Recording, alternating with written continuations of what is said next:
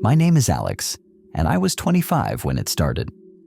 It began innocently enough with a note left on my car's windshield in the parking lot at work.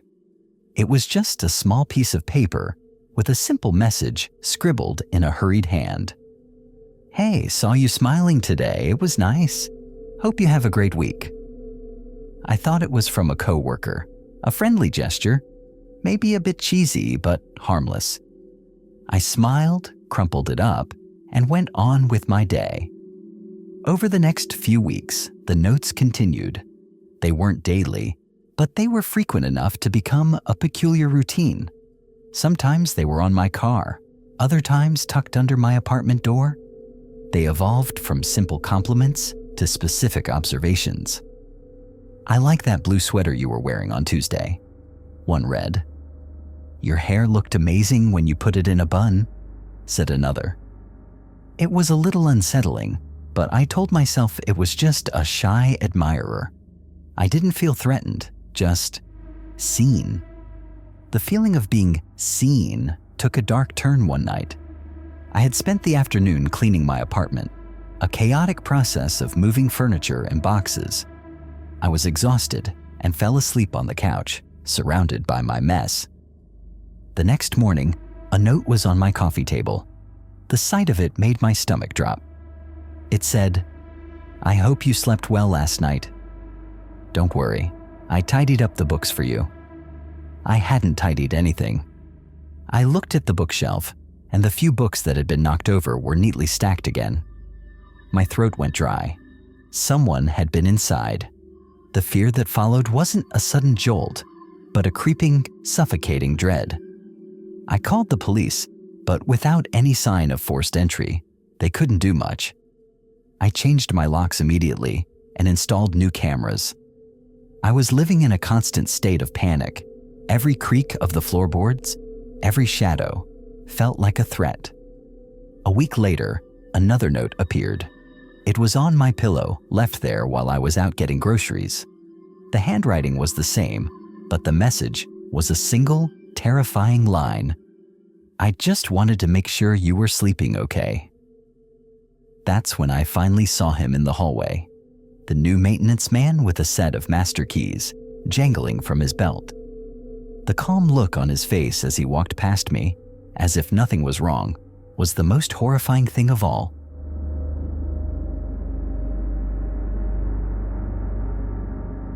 At 22, I thought I had a pretty normal life. I was in college, worked at a coffee shop, and spent a lot of time with my friends. The weirdness started with my social media. One morning, I woke up to a friend tagging me in a photo on Instagram. It was a picture of me from across the coffee shop, candidly laughing at something on my phone. The caption was a simple, innocuous emoji. I found it strange, but figured it was just one of my friends playing a prank. The next day, another photo appeared, this time taken from the window of the library, showing me hunched over a textbook. The captions were always vague. The photos were always from a distance, and the angle was always slightly off, as if taken from someone's phone who was just passing by. My friends laughed it off, saying I had a secret admirer, but it wasn't flattering. It was unnerving. The photos came with increasing frequency, a shot of me walking out of the campus gym, a close-up of my hand as I was paying for a sandwich. They were always from different accounts, all with private profiles and strange, long usernames. I started to check my surroundings constantly, convinced I could catch a glimpse of the person behind the lens. I changed my routes, started wearing hats and scarves, and began to live in a state of hypervigilance. The stalking escalated when I went on a road trip with a few friends. We were in the middle of nowhere, miles from any city. We stopped at a tiny rustic diner for lunch. The next morning, I opened my phone and saw a photo of us sitting at the diner booth. The shot was taken from the parking lot, and you could see a red sedan parked a little too close to the window. My friends were horrified. We were so far from home, there was no way anyone could have known where we were. We immediately packed up and drove straight back. When I got home, I had a message from one of the private accounts. "I hope you enjoyed the trip. It was fun watching you all laugh." My blood ran cold. I immediately reported the account and blocked it. A few days later, my best friend Sarah came over looking devastated. She confessed that for the past year since her brother died, she had developed an obsessive need to preserve moments. She created fake social media accounts to photograph everyone she cared about, to capture them and keep them safe. The red sedan wasn't a stranger's car. It was her brother's car, which she now drove everywhere. The last message I received was from an account she forgot to delete. It wasn't a stranger telling me they were watching. It was my best friend.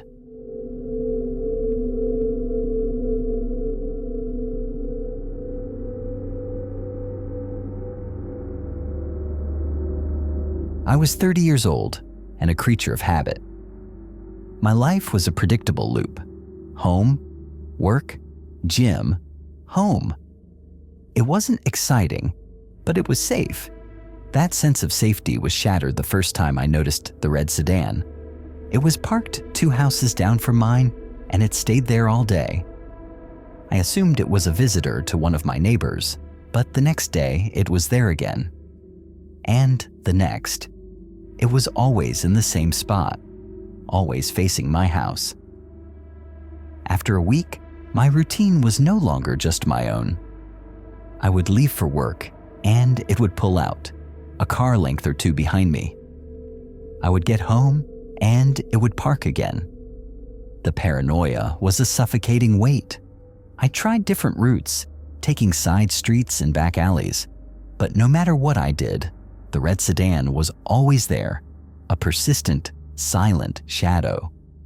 My anxiety reached a breaking point, and I decided I had to do something.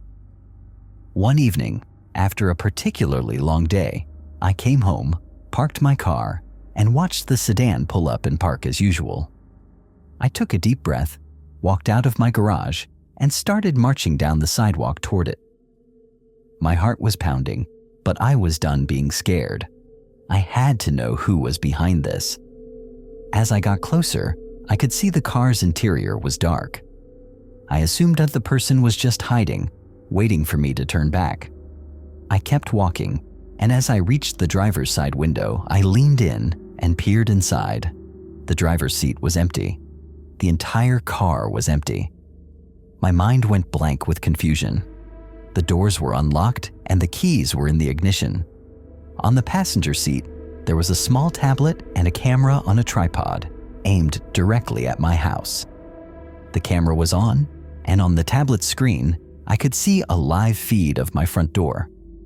I backed away, terrified. The car wasn't the threat, it was a decoy. As I stood there, reeling from the revelation, I felt my phone vibrate in my pocket. It was a text message from an unknown number. I shakily pulled it out and looked at the screen. It was a picture of me, standing in front of the empty red sedan, my face pale and my eyes wide with fear. The caption read, "Gotcha." The stalker wasn't in the car. They were somewhere else, watching me. They had been watching me the entire time.